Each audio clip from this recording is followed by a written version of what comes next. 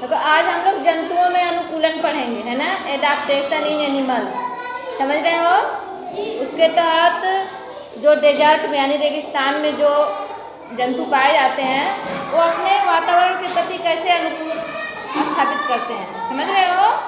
कैसे अनुकूलन, जहाँ पे वो रहते हैं, डेजर्ट कैसा होता है, पूरी तरह से रेगिस्तान होता है, बालू बालू ही होता है, पानी की कमी होती है ना।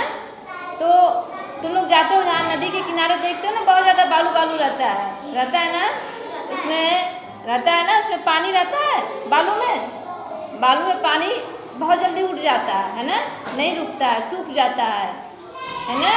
उसमें पानी भी नहीं, जहाँ बहुत दूर दूर तक रेगिस्तान बालू ही बालू रहता है, उसमें पानी की कमी रहती है ना, पानी नहीं रहता है। अच्छा, उसमें रेगिस्तान में बलुआ में चलने में प्रॉब्लम होती है कि नहीं होती है, तुम लोग होती है ना। जैसे ऐसे फ्लैट ज़मीन पे तुम लोग चलते हो, उसकी अपेक्षा उसमें चलने में प्रॉब्लम होती है ना, वहाँ पानी भी कम होता है ना, जहाँ बहुत दूर दूर तक रेगिस्तान होता है, डेजर्ट होता है ना। तो हम लोग आज जानेंगे कि जो डेजर्ट में जीव जंतु पाए जाते हैं अपने वातावरण से कैसे अनुकूलन स्थापित करते हैं, समझ रहे हो। वहाँ पे कैसे हर चीज़ की, बहुत दूर दूर तक जहाँ रेगिस्तान रहता है तो भोजन की भी कमी रहती है, पानी की भी कमी रहती है ना। बहुत ज़्यादा मौसम गर्म रहता है ना। तो कैसे वो लोग जो जीव जंतु वहाँ पे रहते हैं कैसे रहते हैं, है ना, कैसे सरवाइव करते हैं इस तरह के वातावरण में। ऐसे जीव देखो अपने जो आवास हैं कहाँ बनाते हैं, जहाँ जलीय मतलब कुछ जल पाया जाता हो, है ना, ऐसी जगह बनाते हैं, समझ रहे हो। अब उनके आवास जो रहने का स्थान होता है, जलीय स्थलों के पास अपना आवास बनाते हैं, है ना, जहाँ थोड़ा बहुत पानी वगैरह पाया जाता है। इनकी त्वचा जो है ब्लोटिंग पेपर होता है ना, उसके समान होती है, जो वातावरण की नमी को, आसपास के जो वातावरण रहता है उस नमी को उसको सोख लेती है, समझ रहे हो। ऐसे उसमें ऐसी और उनके अंदर ऐसी ग्रंथियाँ पाई जाती हैं जो उनके अंदर पानी का जो ह्रास होता है, पानी का जो शरीर से बाहर निकलता है पसीने के रूप में या फिर मलमूत्र के रूप में, ऐसी ग्रंथियाँ होती हैं ना कि पानी के ह्रास को रोकती हैं, उनके शरीर से ज़्यादा पानी ना निकले, समझ रहे हो। और भी पसीना इनको बहुत कम निकलता है, समझ रहे हो।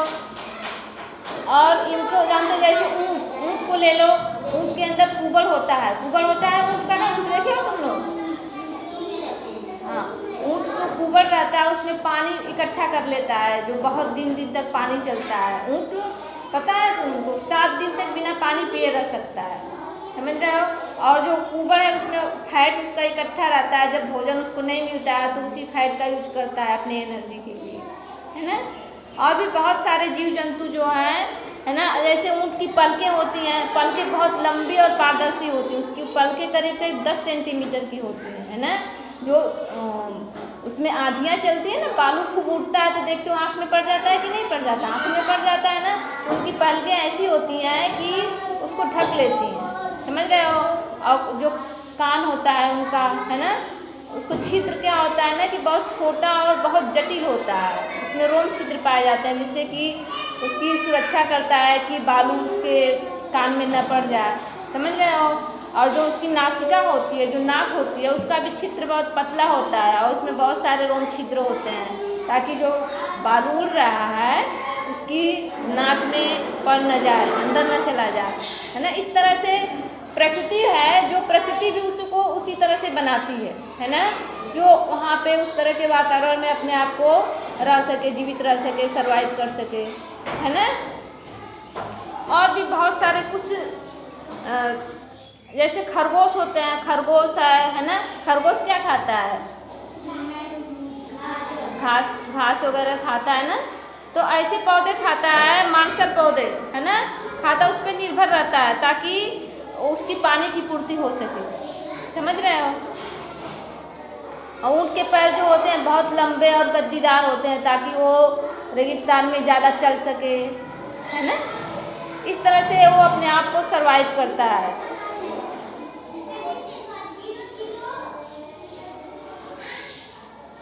और ये जीव ज़्यादातर बाहर नहीं निकलते हैं, है ना, क्योंकि वहाँ पे पानी बहुत कम रहता है, तो वातावरण में बहुत ज़्यादा गर्मी भी रहती है।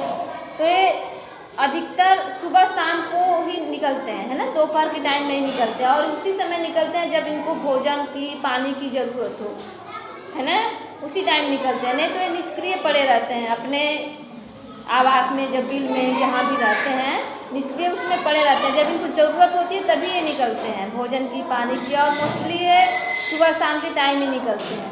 समझ रहे हो? तो आज हम लोग रेगिस्तान में रहने वाले जानवरों के बारे में जाने, है ना। अब ऊँट को रेगिस्तान का जहाज क्यों कहा जाता है? दूसरा क्वेश्चन है कि ऊँट को रेगिस्तान का जहाज क्यों कहा जाता है? ऊँट रेगिस्तान में चल लेता है ना, ज़्यादातर लोग सवारी करते हैं या फिर वजन को ढोते हैं, भार ढोते हैं, तो इसका यूज करते हैं रेगिस्तान में, ऊँट का ही यूज करते हैं, है ना। क्यों करते हैं? ऊँट के पैर ना बहुत लंबे होते हैं और जो उसकी जो तलवे होते हैं बहुत ही गद्दीदार होते हैं, जिससे वो आसानी से उसमें दौड़ सकता है, चल सकता है ना। इसलिए ऊँट को रेगिस्तान का जहाज कहा जाता है।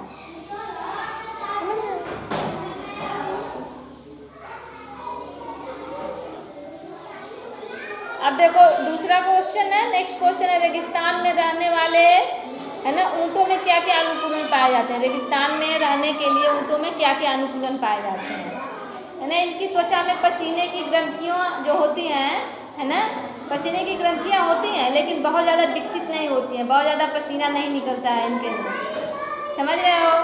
और ये वसा को अपने कुबड़ में संग्रहित कर लेते हैं। बताया मैंने ना कि फैट को क्या करते हैं कि अपने कुबड़ में इकट्ठा कर लेते हैं। जब भोजन नहीं मिलता है तो इसी फैट का यूज करते हैं, है ना। पानी भी इकट्ठा कर लेते हैं, इसी पानी का यूज भी करते हैं, बताया हमने ना।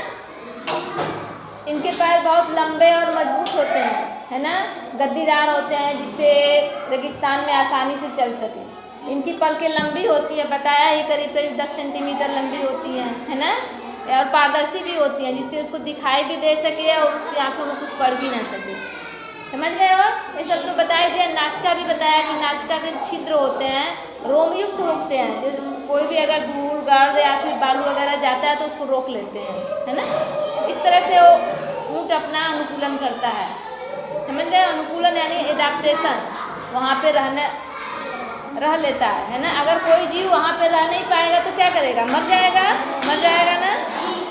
अगर मान लो उसको भोजन ना मिले, अगर उस तरह की प्रकृति में उस तरह को उसको व्यवस्था ना दे हो तो क्या करेगा? मर जाएगा। अब प्रकृति ने उसको ऐसा बनाया है, कुबड़ बनाया है कि अपना उसमें भोजन पानी सब इकट्ठा कर लेता है ना। अगर उस तरह का नहीं कर पाएगा तो जी पाएगा? नहीं जी पाएगा, है ना।